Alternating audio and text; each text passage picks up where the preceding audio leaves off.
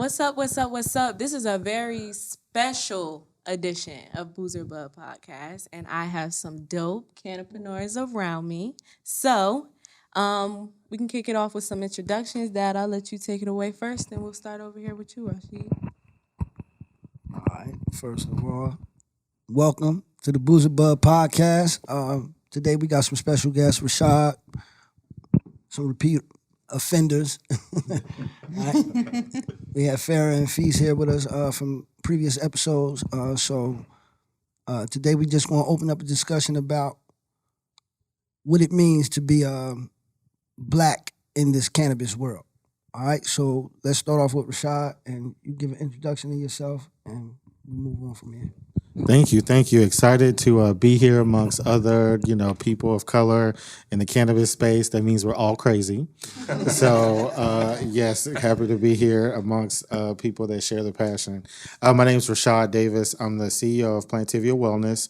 We're Newark's first black-owned CBD wellness store located on Halsey Street, and our mission is to help change the stigma of hemp and cannabis in the community, and we do that through the products we carry, the events we have, and we also have an upcoming Hemp Fest that we'll talk about very soon. Hi guys, my name is Farrah, and I'm also very excited to be amongst everybody here. I am the social media and community manager at Brown Box. Brown Box is a female Black-owned CBD and wellness shop located in Orange, New Jersey. And very similar to Plantivia, that we definitely pride ourselves in our products. A place where people can actually, consume, educate, and kind of, innovate. All right, what's going on? I'm Nafis Hodges. I am also a weed connoisseur, weed entrepreneur, but on a local level, smaller level. I have my own business, Arranged Edibles. I enjoy infusing anything that can be infused, whether it's food, baked treats, candy. I'm moving on to ice cream this summer, so look out for that. Yeah. Sweet potato pie is fire. All right. Let me let y'all know the sweet potato pie is fire. I highly recommend just it. popped All right? one earlier, so you feel me? All right. So, first question for you, Rashad. How long have you been involved in the business? Yes, involved in the business for the last about 4 or 5 years. And how I got started in the business was it was totally not what I thought. So I grew up my family has a farm down in Florida, and we were just actually looking to innovate because my grandparents were no longer here. We were trying to figure out what to do with the land, and we started talking to people about growing hemp. And so that was the angle that I thought this whole time that we would be coming from. But then I ended up meeting my business partners, and they just really, sold me on how we need to have these retail operations in our community for people that look like us. And I just got the bug, and from there we built from a pop-up, which I was telling somebody earlier happened during the COVID, and we were so excited. It happened before COVID, and then COVID came, so that kind of crushed all those plans, and we ended up having to readjust and reconfig, and did e-commerce, and then I ended up moving to Newark, and then we ended up opening a retail store where we have the CBD wellness, and then also we are in the process of opening up a dispensary as well. Let us see it. Congratulations. Thank you. We're very excited, especially to be here in Newark. Tell us a little bit about this Hemp Fest that you got going on. Yes, Hemp Fest. It is year 2. I hate to give another plug to another event first, but this is our version of Broccoli Fest, people. We want to do it just as big as they're doing it, and so we kicked it off last year to Hemp Fest, just to basically programming around all the different consumers and dynamics of cannabis. We really believe in cannabis and hemp as a health and wellness product compared to just recreational, which of course is fine as well. But we have events, everything from a senior wellness breakfast. We have a vegan infused dinner with celebrity Chef Joya. We're doing a Earth Day block party, actually, where our business is located on Halsey Street in downtown Newark. We're also having a mixer with another organization as well. So we try to have a little bit of some of everything for all the different, we'll call it lifestyles of cannabis.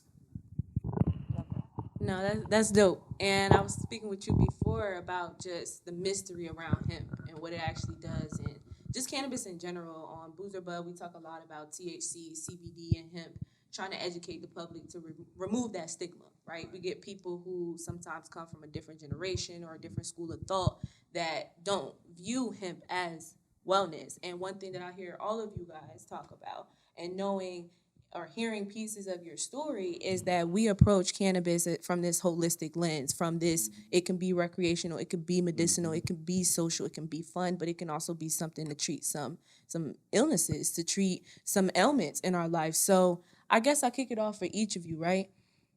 Let's talk about what we kind of heard from you guys, what your personal relationship is, but maybe in the context of how do you approach wellness, including cannabis? Like, how is cannabis included in your understanding of wellness? I guess I'll start with that. So me personally, cannabis is more of like I don't want to say it's a mood changer for me or a mood setter for me, but it definitely calms me down. It allows me to think a lot clearly than I normally do.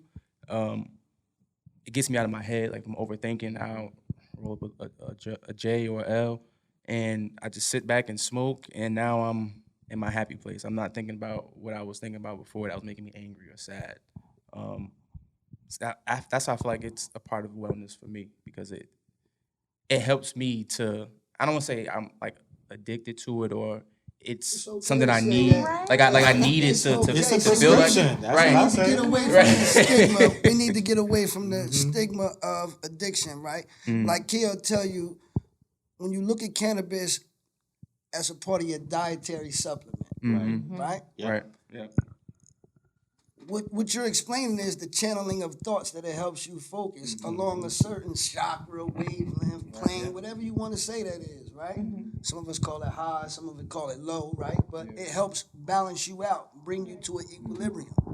So we need to get away from the stigma of it was wrong, right? And that's what we're talking about right now, the wellness of cannabis, right? Not as if this is an illness, because there's no illness with this. This is actually medicinal, whether you're using it recreationally or it was prescribed to you. Now, And our bodies were made for it. I mean, we have an endocannabinoid system. I mean, so it's not like, it's something that we're forcing that, it is not made for us. It's literally our bodies are like, can we get some more of that? Right, and it's we need crazy. that. It's crazy you all say that. So I don't think I broke it down to the people yet, because I didn't understand it. I didn't know it till like last week. But one thing that I'm realizing is cannabis is so ingrained in my wellness journey. I use hemp in my hair, hemp on my skin, but then I might turn around and get THC flower to do that same thing that you said. I realized that I have high functioning anxiety. Like, that's really true. On the outside, it looks like she's performing, she's doing great, right? But in the inside, it's like, if I don't do this, then this doesn't get, and the mind keeps running, and then effectively nothing gets done because I'm worried about, right? I'm worried about which one do I start first, because everything seems so imminent. And when I smoke, it's like, okay, I got this. Like, I wouldn't be the professional that I am, the person that I am, if I didn't take those smoke breaks, those wake and bakes, to be like, all right, let me collect myself. So that shit decompress. Right. And that's a mixture of, I use hemp oil on my skin and my hair, then I got the cannabis flower, then I got some pain cream from Brown Box that comes in clutch. If you have lower back pains, knee pains, cramps, whatever, that pain cream works. 10 out of 10 recommend, especially for my people that like struggle with something consistently but don't want to take aspirin. I'm a person that I don't take Advil or Tylenol. That comes in clutch, and that's right there, a holistic view. I got it in a cream, flower, oil, and it's all cannabis, all included in my life. And I think that's like adds to the stigma too, because a lot of people think like, cannabis is always about smoking. Right. And it's just that you can consume it in so many different ways. It could be a bath bomb, it could be like just a solve, like you said, or it could just be different elements of the plant. I know for me personally, when it came to trying to say like, you know what, cannabis is a part of my wellness journey, it took me a while to like say that with confidence. But then when I had to look back like on my mental health journey, being diagnosed at 13, and I was, by being diagnosed bipolar at 13, I was just like, oh my gosh, wow, I'm crazy, great. But like, and you've been on these, I've been on all these pharmaceutical medications from Seroquel to Wellbutrin, like you name it, a doctor has probably prescribed it to me.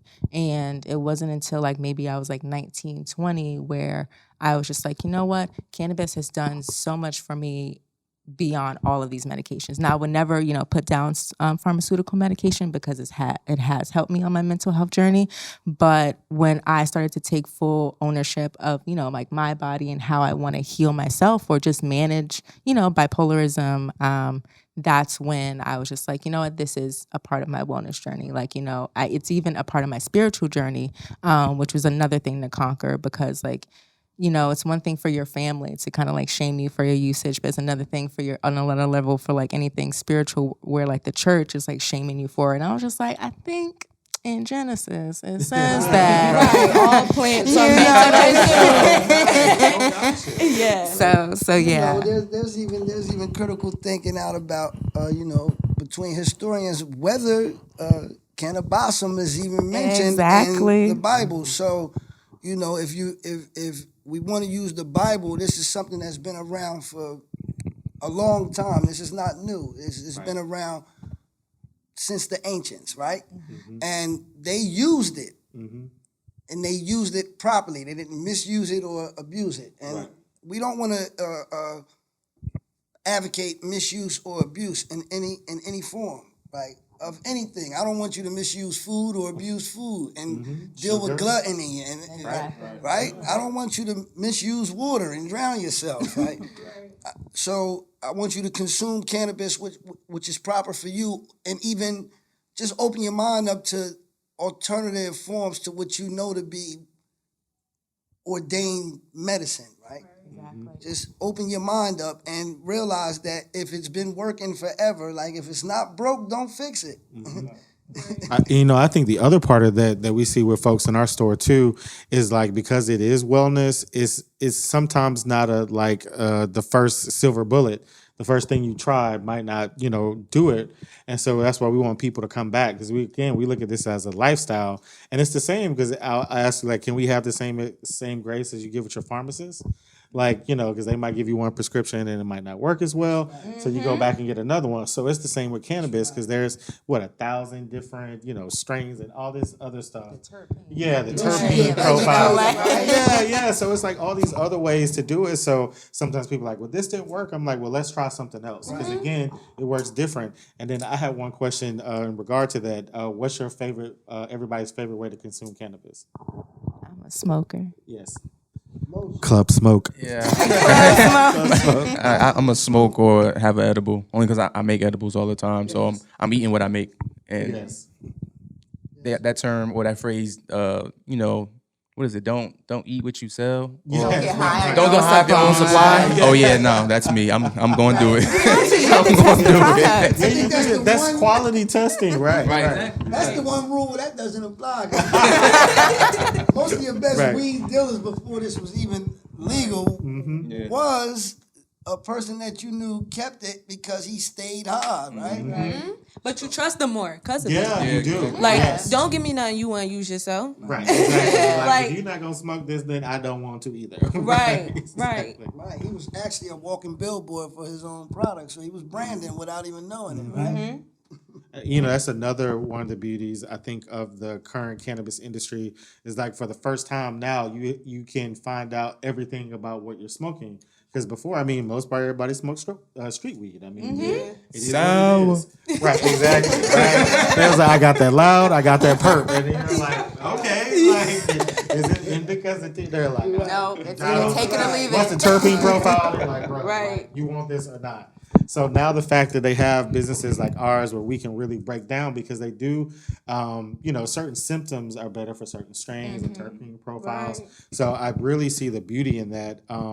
of people like appreciating it also as well, because it's like, oh, we never thought about it in that way. So yeah, so I can have one strain that lifts me up and the other one helps me go to sleep, Right. or the one that makes me more creative, the one that makes me more focused. And like you, I have the whole mind thing. Yeah. And so it was like once you and it's funny, I never, this is the new term, microdosing, but I was like, but I've always been microdosing, right? Right. Because it's like, maybe back in the day when you're younger, you have more time, but like to sit down and smoke, like a whole, joint like every day. It's through eras, right? So, I'm 46, but I'm from the era of blunts. Mm-hmm. So, just growing up as a young, we didn't do papers, right? That was the era before us, right? Joints, right? That's when it was called reefer, right? Yep. We were smoking the reefer trees. madness. The reefer madness, right? And so we did blunts, and you didn't do a third of a dime bag. You brought a dime bag, you put the whole dime bag. Right. The whole thing, right? Is that why it's like you got 5 on it because we both going in on this whole thing. Right. I got 5 when they got whole songs about this. Right, exactly. I All guess. right. So now, coming from that era, unfortunately, I took a journey away from society, and I was in prison for 14 years, and I never gave up on my cannabis, though. That was, that was with me every step of the way. So I can't smoke a blunt in there. That's very illegal in there. This will get me in a whole bunch of trouble, right? So, but it helps me deal with the anxiety of where I'm at, right? Things could be so much worse if I don't use this plant. I'm probably more of a headache for you in here than I am just trying to do my time because of all the outside noise and chatter that I got to deal with, right? Environment That I wouldn't even be around had I been on the free side of the world. And you're locking me up for something that I believe is very helpful to my existence, Yes. right? To keeping me balanced, to keeping me equal to not do some of the things that my lower self says do. Right. And that's what another part is. It's amazing that they're like billion-dollar cannabis companies, and there's people in jail like right now today, April 11th, 2023, in jail today for cannabis charges. And there has been progress with that, but that's honestly, that's one of my personal drivers. Is like this is what pay what you owe. Like we have paid as a society It was just This is a a to be in reparations. this business. Yes, it's like our form the of illegality reparations. of this was just a tactic. So I'm happy to see that. Now that we on a business legal side of it, that we're a part of this, right? Yes. Right. This is major. My question to all of you is, what problems are you facing? Do you face? Have you faced in embarking on this journey? And He's like, I'll go first. How much time you got? Be here all day. I was just telling give me Farrah some about. of your solutions for. Yeah. Problem and solution. But tell me. I got solutions. And your perspective, right? Because we talk about your narratives, right? When you tell me these problems, tell me what could be a solution to you. How could we remedy that as well? If you have the answer, and if you don't, like say that too, because that's something we can explore. So go ahead, Fees. Yeah, the main I would say issue that I've had is being blocked. Like my page is getting blocked on Instagram.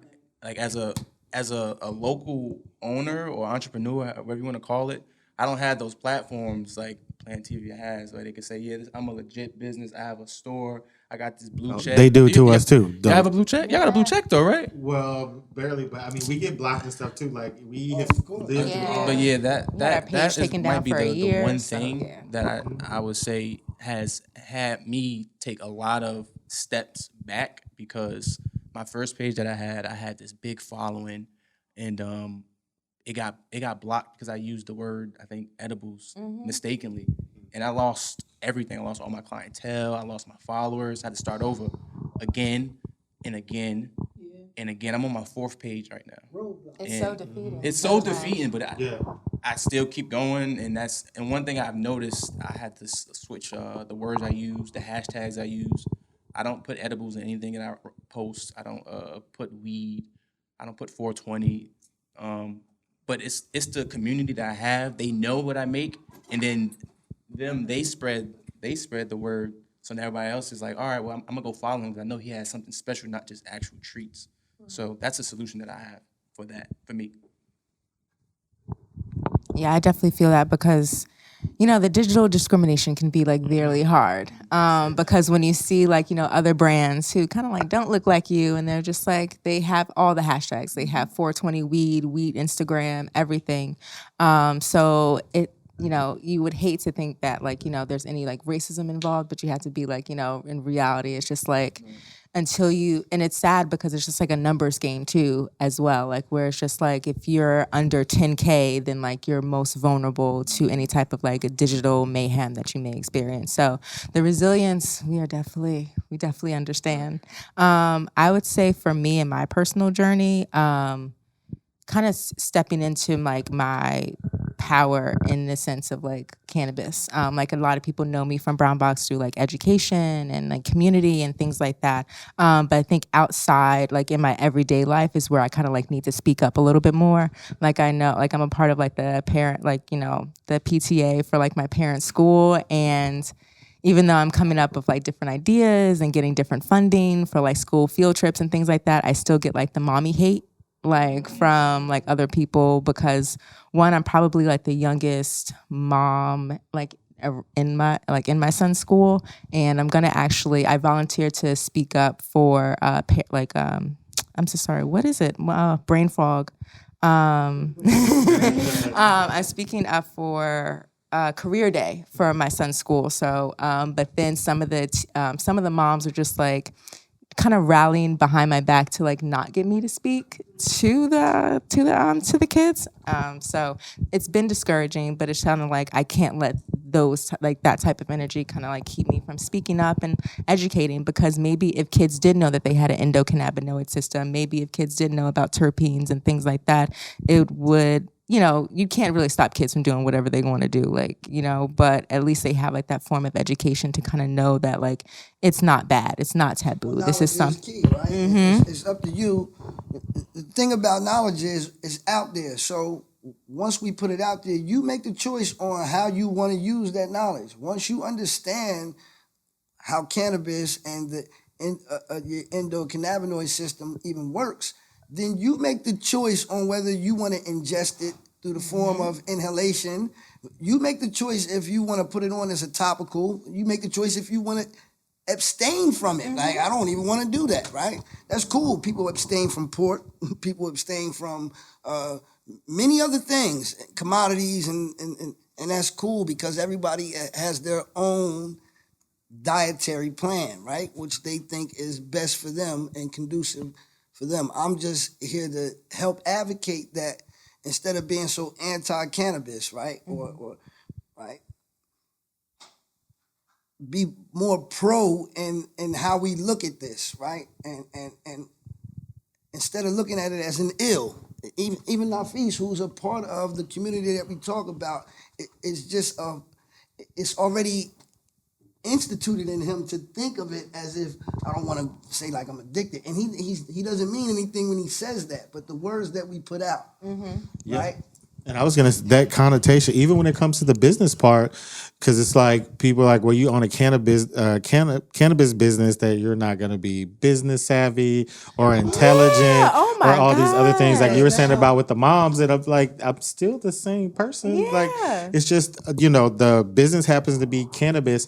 And I mean, I know people that are like scientists for pharmaceutical companies and all the other stuff. And I'm like, their drugs are clearly way worse, Way for sure. worse. But it's like, if you work at a pharmaceutical company, it's like, oh my God, this is like this, this amazing, career path, but in cannabis. And, again, we've all talked about the stigma behind it, but, some of it, I think from, you get so much pushback like that you do internalize it sometimes. And it's like, well, but, and you have to, well, what I'm doing is, not negative, but people are usually like, when we are talking, they like try to throw it back as if like, is this negative thing? And I'm like, no, it's fine. I mean, we have people that come in the store, they're like, well, I can't come in the store. I'm like, it's like Sephora. It's Yeah, like, exactly. I'm gonna throw a term out there, and I want to know how you feel. Legacy. What do you think about the word legacy in relation to the cannabis business and how it affects you? Whether you are a part of the legacy or are you a part of what's going on now? Yeah, and like again, I guess I'm the new generation as far as like for me in my life, and but what I do appreciate about the legacy folks, I mean, it was a serious risk that people took. And a lot of these guys were really doing it for the health and wellness for people in their community. Because when you think about we as people of color have been through over the last, I mean, we can say 5 years, 10 years, 50 years, 100 years. We can keep going 500 back. years. 500 years. It's like to have a product that can help. Because when it was funny when I did start talking to my dad about it, and he would say like, you go to work, you work hard all day, you're putting up with all the racism and all the other stuff, and then you got to come home and you still have to manage. You have he's like, it's a lot, and you don't necessarily want to drink, and so it was like that's kind of where cannabis came from, and because he would always say that cannabis he's like that's a working man's drug because it was like that means that you have to be gainfully employed somewhere. You're not like sitting at home doing this. And again, if you have the life that you can do that, more power to you. Let me know. Exactly. I'm trying to get like you. Yes, exactly. But it's like, if you're working or you have a career and you're trying to get that life work balance, these are some great tools that you could use to do it. And so, again, having to not have them, it's like these people were literally, risking their lives to make it happen. So, and of course, they could always throw up some examples where people are just all in it for the profit. But I know the guy, my dad, the guy he bought from, I mean, he at least has known him for like 40 years. It was like some, serious from the same person. And it was like a group of them. And this is what they did. They got together, they would smoke, talk about, and that was like a part of a thing. Again, it was like a lifestyle. And that was it. It wasn't like, all the other craziness. They had other stuff going on in their lives besides that. So, I think for our businesses, like you said, the resilience. Now, it does get tiring because you have this piece of it, then you have the piece that you're working against the politics. You have the business side of it, the banking side of it, the legal side of it. We are truly crazy. And yeah, that's what I'm saying. Welcome to the podcast for crazy people. Yes, we're here. Yes, we are here. So, just like as a business, like you said, kind of stand tall, and say our businesses are legit businesses and people want this, and whether it's rec or wellness, this is what you want to do. There are much worse things you could do besides being a cannabispreneur. And I think like to your, no, I'm sorry. I know you're probably gonna go to another question, but the professionalism, that is another aspect that like people don't understand. Like when, there takes like a lot of thought and dedication into the renovations of like the store because we don't want to be, we could probably line a lot because we don't want to be seen as a smoke shop. A lot of people walk in, it's just like, oh, it's nice in here, and it's just that's it's like, what was that supposed to mean? Like that's low key an insult. That's what we here to do. Break down a lot of the connotations that even surround cannabis, right? So what you learn is within the cannabis community, there will always be sub-communities, which means they're going to be thinkers, they're going to be dummies, right? Mm-hmm. Right. What do you align with? Right. Right? That's a good point. So that's a word right there. you don't want to think of a person. You don't want to hear the word cannabis associated with someone and then automatically put them in a group of people as if they're slackers. They lack in intelligence. They lack in drive. They lost brain right? cells. That's Right. Exactly. That's what it needs to be. Yes. And let me jump in right here because I've been just listening and taking in what a lot of it all comes back to that stigma. And so just so we're clear, right? A stigma is something that sometimes sometimes you don't know, are these pictures or these images or these concepts that come to your head when you hear a particular kind of word. So like, for example, when you hear lazy, we automatically associate that with bad, right? That's a bad thing to be lazy. And what I'm hearing across the board, whether you're legacy or a new entrepreneur, is that when people say the word cannabis, it's automatically being associated with bad or bad attributes or no productivity or addiction. It's automatically being tied to these negative things, right? But then you gotta ask yourself, why? Why? Well, I was gonna say, where's the evidence? well, and then especially for the BIPOC community, it's like you add cannabis and you're a person of color, and it's Right. like, but then because I was thinking about the big company in Florida that's owned by one of our other sisters, and I was like, I'm sure she does not get the same thing, but they are $1 billion cannabis company. They merged down in Florida, and it was like, and you see the spotlights that she gets from magazines and all these mainstream magazines and everything. But as far as There are other people that have, well, maybe not $1 billion. We sitting in front of it right here, Multi-millions. multi-millions, but I would say just as successful. But it's like you don't hear anything about them as well. So when you add that lens of it, it's like it's really like, yeah. Well, I'm sorry, kid, but I've always been athletic my whole life. So I say that to say, I followed the NBA, I followed college, I followed many levels of athletics. I always ran across those who used cannabis. But I was told by coaches and others around me that I could not be athletic, or that I would not prosper in my athleticism had I used cannabis. Right. Yet I'm seeing people like Ricky Williams. I watch people like Rod Strickland. Right. I watch people like Chief Robert Parrish. Al Harrington, who owns Violet. Right? And I'm talking about Allen Iverson. Like, and he's, and I'm not name dropping none of these people for a reason. Because they are out there. They smoke weed. Right, exactly. And they were great at what they did. And I'm pretty sure that aided in some form, whether it was for the aches and pains, whether it was for the mental anguish of what they go through, right? Yep.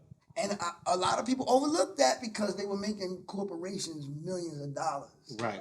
Oh, absolutely. But then when it comes to the lower, and this is why I say what do we face in the communities that we're in, right? When you're at the lower rung of things and then you indulge, whether you do it for profit, whether you do it for medicine, whatever you did with this plant, you were always put in a box as if you're wrong and you're trying to take the easy way out, but it's the wrong way. Right. And then all of a sudden we say, hold up, it's right. And the floodgates open, and a bunch of people that were anti-cannabis suddenly, and it's not too sudden to me. What I'm saying is, behind closeted areas, it was planned. They were always and I'm not with hypocrisy, right? So do you find yourself as the people that we are facing hypocrisy when delving along your journey in this business? Of course. I think even when you brought up like earlier, like the stigma, like why did it come from? I remember like watching like Oprah Winfrey with my grandmother, and then like when they went to commercial break, it was the War on Drugs campaign, and it was just like the egg cracking, like this is your brain on drugs, and I just they never specifically said which drugs. By exactly, the way. This is your brain on drugs, and we're just gonna automatically say that it's marijuana that's gonna be doing this to you, and from that point on, it was like something when I actually discovered it, early on in my wellness journey, it was just that this is something that needs to be hidden. This is something that I kind of low key carried with like some type of shame. And I really feel that the War on Drugs campaign, I think they spent like $1 trillion on the campaign alone. Yeah. That could exactly just to turn around and be like, oh, we're gonna sell it. Right. So it's just like it was never like an apology. It was never like any type of like we were wrong. Like there's no accountability that the government will ever take hold of when it comes to putting people in cages. When it comes to delaying expungement records or like trouble getting a job or just any type of access to the financial industry. Exactly.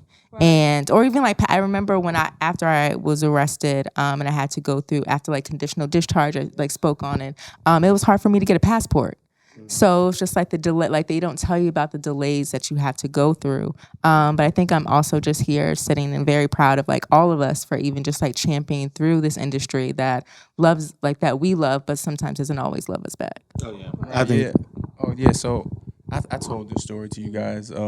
And I'm not going to use the word hypocrisy because it's about my mom. I love you, Mom. Just want to get that out there. But when I first started out, and it was more of a hobby for me to make edibles, the house used to reek. And my mom hated the fact that I was into it with weed.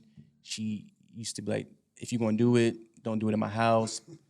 I don't want to smell it. I don't want to see it. Da-da-da-da-da. That as soon as they started talking about a bill to make weed legal, here go my mom. Oh my God, when's your next pop up? Can you get me some weed? What weed should I smoke? But it's just like it's like a switch went off. And I'm not gonna sit here and say that she was always pro weed, But I think it was more so the fact that I was her son and she didn't want me to, Yeah, she was you know, scared. She get was caught scared. up and whatnot. But now Yes. it's like, oh, she's my number one supporter. And, You feel me?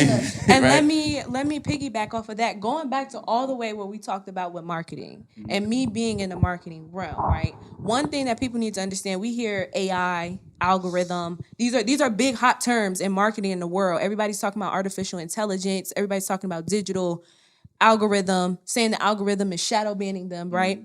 People need to understand there's nothing new invented under the sun. My dad taught me that. And an algorithm is nothing but a person sitting behind a computer and programming a computer to function as the human brain would. So when you have people who are the programmers or the software engineers that are creating these algorithms, they're programming it as the brain would. But when these people don't look like us, they're programming it with their stigmas and their bias. So when you get on something like Instagram that's supposed to be share what's going on in your life, they don't actually mean share what's going on in your life.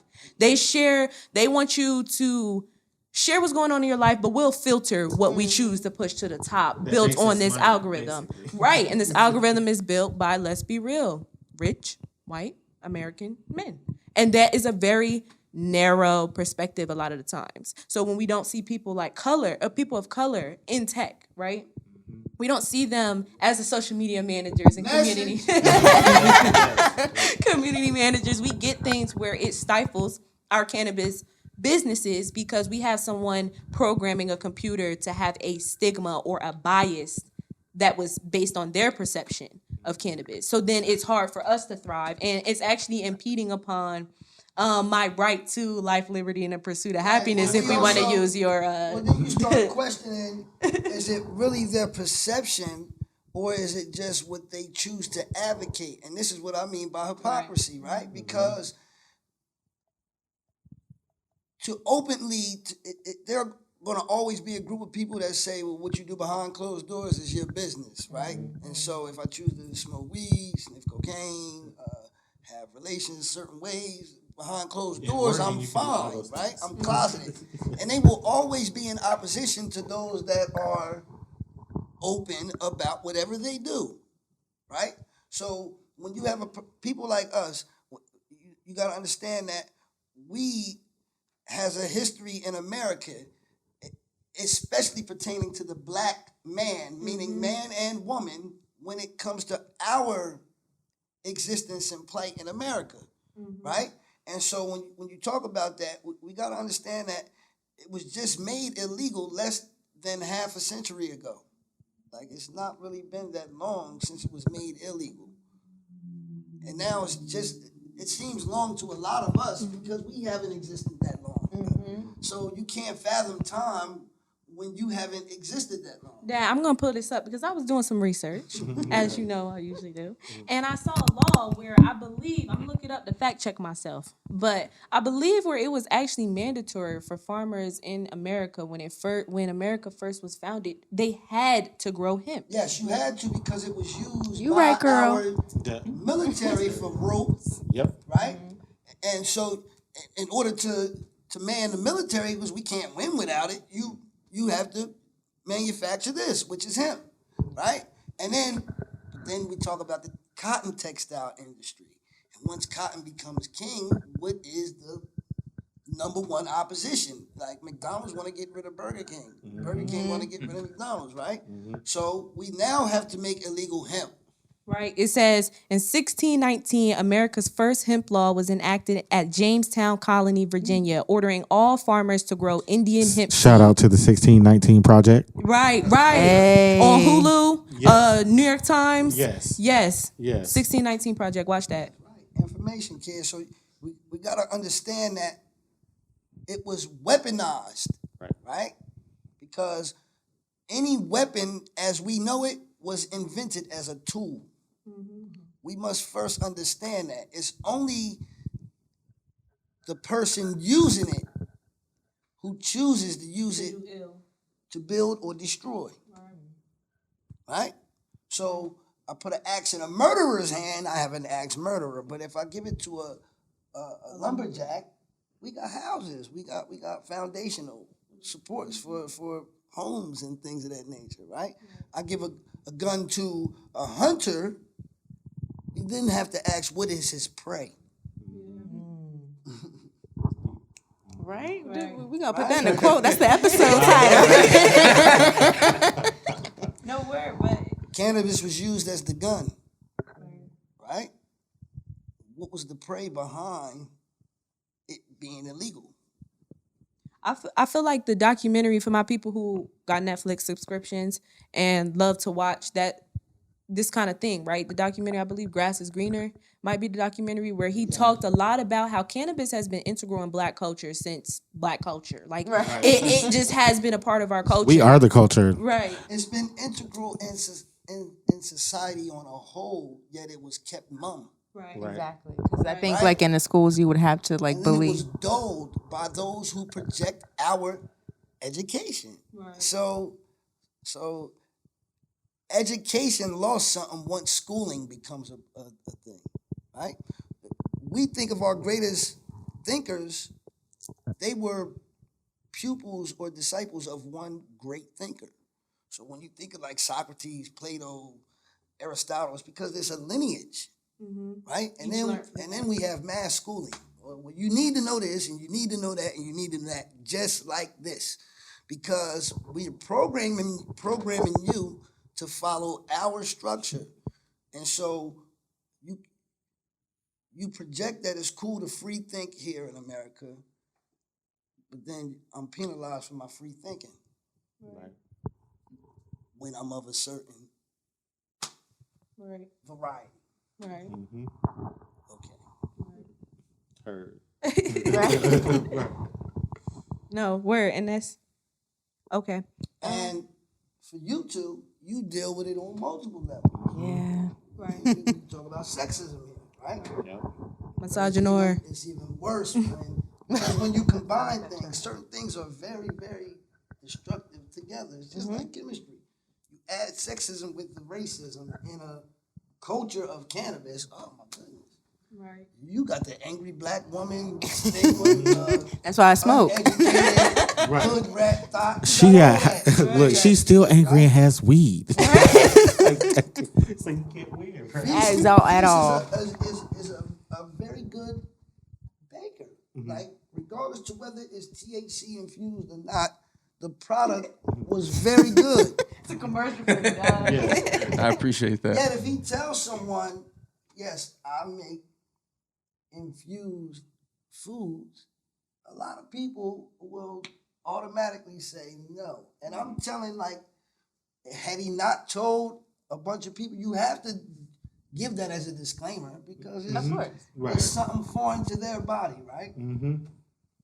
But without the stigma that it's wrong, had a lot of people eaten with his product, I guarantee you that the majority will find it enjoyable. Absolutely. So, my question, right? Hearing a lot about this stigma, right? And I think part of it is the education, part of it is podcasts like this, documentaries like 1619 Project, Grass is Greener, things like that, right? So we know that education is a way to public education, to inform the public, to remove that stigma. If you could have three things, right? Money isn't a factor, right? Just any three things. Just imagine. To propel your business right now in the stage you're in, what would that look like for you? And we can start. Yeah. Unlimited capital, unlimited access to capital, just like write checks, swipe credit cards.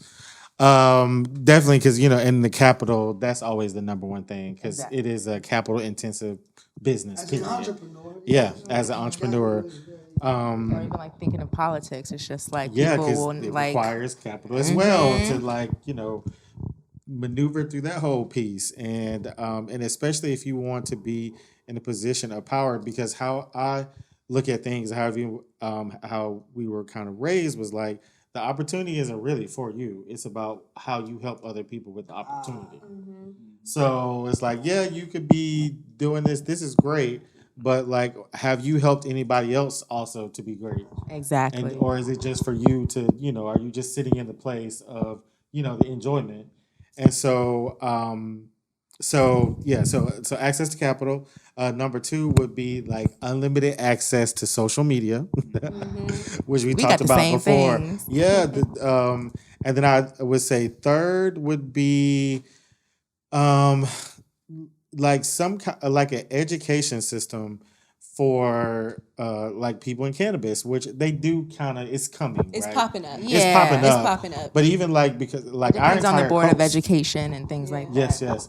Or even like when you think about folks that work in dispensaries and grow houses, Oh, like all these yes. industries are new here. So like in California, this stuff has existed for 10 years. So they've had a chance to learn. Whereas these industries are starting in a year or less, basically. And now you need a whole workforce that never existed before. And we don't have the infrastructure to educate, these people. And I feel like not only just the education system, but to then educate the people in our community again, back to that look like us, so that when we go have these experiences, it's like, okay, yes, it's just a level of trust. That's not even being racist. It's just true. Like you trust people who look like you. That's just general nature. And a lot of times in this space, we don't see people that look like us. So to be able to have, access a system that created more things like that.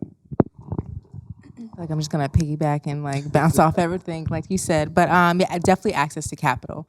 I think just being Black owned is just like we don't act like I'm not I'm not a conner. Like, I can't lean on my dad and be like, hey, can I just, borrow $20,000 real quick, to start this business. It's just like everything has to start from the ground up. And sometimes even with like, staffing and things like that, you want to pay them a certain amount, but then, payroll may look a little bit different from time to time. So I would definitely say I definitely 100% agree with you as far as access to capital. Advertising, even advertising beyond social media would be great because that would like dismantle a lot of like war on drugs. I remember that Hulu speaking of Hulu, they actually reached out like or were promoting like, oh, we're gonna do like small businesses. And when, reached out, it was a very quick rejection letter when it came from cannabis. So yeah. Wow. And it's just like you're promoting like small businesses, but then it's just like you're picking and choosing like who you want to promote, who you want to advertise like on your screens. And it was definitely a shoe in the dark, but I shot my shot anyways. Because you can't make a shot if you don't take a shot. Exactly. And definitely the same principles of education. I would even go as further like into the school systems, even if it's like a third party where it's just like, hey guys, we're gonna go to the gymnasium or the auditorium to kind of learn about this business rather than like, let's learn about cannabis. It's just like, let's learn how to be like entrepreneurs, what made them kind of like, just honest conversations within our communities, because that can inspire the next generation to have as much audacity as we do now. So yeah. Next. Yeah, that took the good ones. But for sure for me, advertisement would be a big thing because, beyond social media, I would say, like you said, because I've driven through, I wouldn't say the slums of Newark, but the number streets of Newark, and I see banners up, people selling their hair or selling nails or press-on nails. I'm like, why can't I have my banner up there doing that? Exactly. Before I couldn't because it'll probably get taken down or somebody take it for themselves. But something like that, or maybe along the lines of a billboard. I seen somebody with a billboard up saying, "Hey, we deliver weed. Call this number." Right. So No name mentioned, but yeah, we've Right. all seen those around here. Do they have a license? Is all I'm saying. Right. Right. So advertisement for sure for me. If we're talking about building or propelling my business, if I had my own grower, that would be a plus because I'm always but always going through different plugs or dispensaries trying to find the right weed to get that exact feeling every single time. So if I had a grower who grew my weed Even like consistently. manufacturers or things like that. That would be like Right. amazing. Exactly. And I mean, for my business technical people, he's talking about vertical integration. He's talking about I own the source or I control the source so I can control the quality to give the best quality to my consumer. Over here, we're talking about traffic. The more people know, knowledge is power and ignorance is bliss. So with those two existing at the same time, it's like people don't know what they don't know. and Right. it so, sucks for our hold on. businesses. Let me help to break that down for certain people because we also got a age difference here. Certain people just might not get what you're saying. So it's McDonald's and its fries, right? Yeah. That's what he's talking about, having his own source. Like McDonald's fries taste like McDonald's fries because only they can get those potatoes, right? And it's accessibility, Wikipedia versus an encyclopedia, and how accessible the information Right. or you seeing my brand is to you, man. Right. You know what I mean? So, And right now we live in a content is currency era. Right. So holding back our cannabis businesses from content is holding back currency. That is an act of violence against cannabis businesses. And I will stamp that as a social media marketer and professional. Amen. Like I worked hard. We worked back our wealth. right. And if we say a lack of access to capital, well, there's two ways to get capital in a business. You either get outside funding, your loans, your grants, your business credit cards, your investors, your whatever, right? You know, things that are coming from outside of you. Then there's the things inside of a business, right? So if you are the only person who owns your business, you're the CEO, you're a self-starter. We all know what that's like to build something up from the muscle, right? A lot of that's coming because you got to probably work a job to invest into your business, or you're getting the sales. And if people don't know and people can't be patrons of the variety of the businesses, whether they come in a storefront or a mobile service or, you know, pick this up, I'll meet you at the shop, right? Like if people don't know, then they can't get to these businesses, and then these businesses are in this constant hamster wheel of not having the capital. well, all of you brought up excellent points, and just coming from my viewpoint, because I share just a unique viewpoint of the incarceration factor. I asked for one thing, really, right? And I need the laws to align a little bit more with farming now that we have a legality here. And if it's legal, I need to be able to grow what I want to grow, and I need to be able to market what I want to market and sell what I want to sell because it's legal. Just like you would do with tomatoes, radishes, lettuce, strawberries, cranberries on Route 206, right? Right. That's what I would. That's the only thing I would add to the lovely points that we heard. Yeah, that's definitely dope, right? So now that we're talking about advertisement, right? Shamelessly plug everything you got going on right now. How do I find you on social media? Are you on a website? Right? Plug yourself right now and let the people know what it is you can offer them. And we can start. I feel like we've been starting over here today, so I'll start with you. All right. So, like I said, my name's Nafis or Feast. If you have a hard time saying that, I have two pages. I have my personal page, which is @_ BRICKGRIMES. It's Brick Grimes. If you watch Walking Dead, you know. And then my business page is Mary Crocker. So Mary Crocker .ae, and both of those on Instagram. So You deliver? I deliver, I ship. I do it all. I do pop-ups, I cater. Anything you need infused, I'm your guy. Yes, he is. And I am Farrah from Brown Box, BRWNBOX. There's no O in Brown. You can find us on Instagram. You can find us on Facebook. You can find us on TikTok. We just launched. And we actually just launched our website as well at brownbox.com. The things that we offer, we do ship, we do deliver. There's in-store shopping. We also just launched our membership, so you can always go to the website to kind of explore that a little bit more, because we do want to invite the community to kind of work with us, educate, and experience our events as well. You can also follow us on Brown Box Kitchen if you ever need like a catering event for whether it be like small batch treats or, you know, weddings or things like that. So yes. Awesome. Well, you can catch me, Rashad Davis, with Plantivia Wellness. We're at or on Instagram at Plantivia. nwk.com. You can check us on our website, which is also Plantivia, nwk.com, and our awesome retail store located at 45 Halsey Street in downtown Newark, in the Black Wall Street area, which we love. We have a wonderful cannabis-friendly patio, so if you're just in the area want to hang out. We also have a space for rentals as well if you want to have some cannabis theme event. And also, April 19th through the 23rd, we have Hemp Fest coming up. We are so excited to be back in the city again. Again, it's just a plethora of events, and we're working with different partners on Halsey Street, the city of Newark, our sponsors, Kush Collective, the awesome folks at Bunker, where we are today, which is also another business here on Halsey Street. So Halsey Street is doing big things, and we're so happy to be here.